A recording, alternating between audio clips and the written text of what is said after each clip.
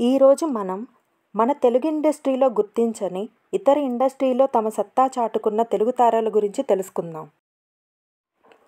ముందుగా అదితిరావ్ హైదరి. హైదరాబాదుకు చెందిన ఈమె పూర్వీకులు రాజవంశానికి చెందినవారు. అమీర్ ఖాన్ మాజీ భార్య అయిన కిరణ్ రావు ఈమెకు కజిన్ అవుతుంది. మొదట ఈమె బాలీవుడ్లో ఢిల్లీ 6లో చిన్న పాత్ర పోషించింది. కొన్ని తమిళ, మలయాళ చిత్రాలలో కూడా నటించింది. సమ్మోహనం అనే చిత్రంతో తెలుగులో ఎంట్రీ ఇచ్చింది.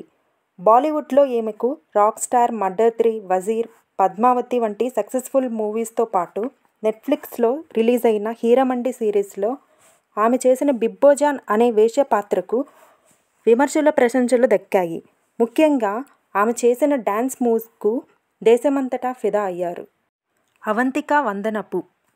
ఈమె ఫార్చ్యూన్ సన్ఫ్లవర్ ఆయిల్ అనే కమర్షియల్ యాడ్లో అమ్మ చేసింది మిస్, లైట్గానే ఉంటుంది అని అందరినీ ఆకట్టుకుంది. 20 ఏళ్లు కూడా నిండని ఈమె హాలీవుడ్లో యూత్ సెన్సేషన్గా మారింది. 2014లో జీ తెలుగు నిర్వహించిన డాన్స్ ఇండియా డాన్స్లో నార్త్ అమెరికన్ ఎడిషన్ కేటగిరీలో రన్నరప్గా నిలిచింది. తరువాత బ్రహ్మోత్సవంతో సినిమాలకి ఎంట్రీ ఇచ్చింది. ప్రేమం, మనమంతా, ఆక్సిజన్, అజ్ఞాతవాసి వంటి తెలుగు చిత్రాలలో నటించింది. 2021లో డిస్నీ వంటి ప్రతిష్టాత్మక సంస్థతో స్పిన్ అనే సినిమాలో చేసింది. తరువాత మీన్ గర్ల్స్లో కరణ్ జట్టుగా నటించి అందరి మనసు దోచింది. కొన్ని యానిమేషన్ మూవీస్కి డబ్బింగ్ కూడా చెప్పింది. డిస్నీ మూవీలో నటించిన తొలి ఇండియన్గా ఘనత దక్కించుకుంది. అమెజాన్ ప్రైమ్లో ప్రసారమయ్యే బిగ్ గర్ల్స్ డోంట్ క్రై అనే సిరీస్లో లీడ్ రోల్లో చేసింది. ప్రస్తుతం హాలీవుడ్లో వరుస అవకాశాలతో దూసుకెళ్తుంది. శోభితా ధూళిపాల. మొదట ఈమె అచ్చతెలుగు అమ్మాయి అంటే ఎవరూ నమ్మరు. తెనాలికి చెందిన ఈమె 2013లో ఫెమినా మిస్ ఇండియా రన్నరప్గా అవడంతో అందరి దృష్టి ఆకట్టుకుంది. తద్వారా 2014 కింగ్ఫిషర్ క్యాలెండర్కు మోడల్గా పనిచేసే అవకాశం వచ్చింది.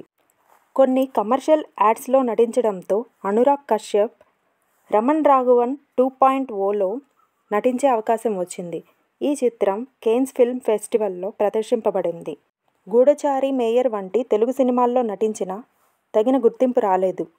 మణిరత్నం పోనియన్ సెల్వన్లో మంచి పాత్ర లభించింది. అమెజాన్ ప్రైమ్లో ప్రసారమయ్యే made in heaven, the night manager వంటి సిరీస్కు మంచి గుర్తింపు వచ్చింది.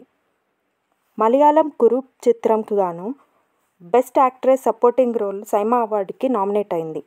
ఈమె కల్కి మూవీలో దీపికా పదుకునేకి డబ్బింగ్ కూడా చెప్పింది.